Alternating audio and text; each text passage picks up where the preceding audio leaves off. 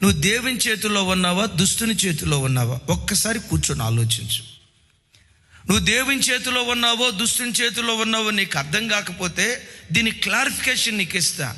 24 గంటలు రోజు దేనితో నువ్వు గడుపుతున్నావు?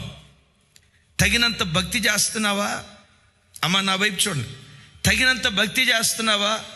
ఫోన్ తీసుకొని ఫోన్లో ముఖం పెట్టి 3 గంటలు చూస్తున్నావే. నేనంట రోజుకొచ్చి కనీసం 3 అధ్యాయాలు చదివే అన్న నా వైపు చూడాలి.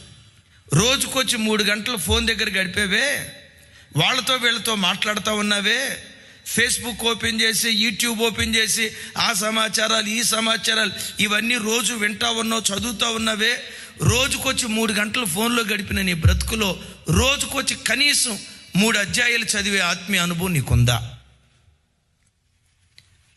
కనీసం ఒక 3 గంటలు దేవుని సన్నిధిలో ప్రార్థన చేసే అనుభవం ఉందా? నేనంట 3 అధ్యాయాలు చదివి 3 గంటలు ప్రార్థన చేసే అనుభవం నీకుంటే అసలు 3 గంటలు నువ్వు ఫోన్తో ఎందుకు గడుపుతావు?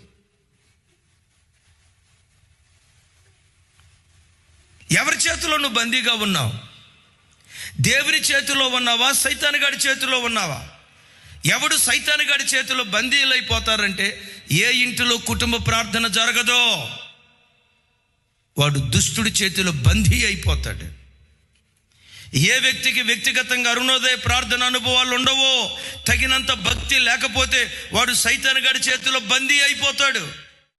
నీకు వ్యక్తిగతంగా క్రీస్తుతో తత్సంబంధం లేకపోతే, తగినంత భక్తి జీవితం లేకపోతే, నీవు నీ క్రీస్తు, నీవు నీ దేవుడు, నీవు నీ క్రీస్తు, నీకు క్రీస్తుకు తగినంత సంబంధం, తగినంత ఆత్మీయ అనుభవాలు లేకపోతే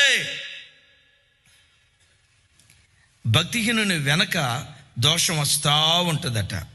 తగినంత వాక్య ధ్యానం నీకు లేకపోతే, తగినంత ప్రార్థనా జీవితం లేకపోతే, తగినంత దేవునితో సహవాసం నీకు లేకపోతే, తగినంత భక్తి జీవితం దేవుని సన్నిధిలో నువ్వు చేయకపోతే, ఏదో ఒక దోషంలో సైతానుగా నిన్ను పడేస్తాడు, ఏదో ఒక పాపంలో నిన్ను పడేస్తాడు.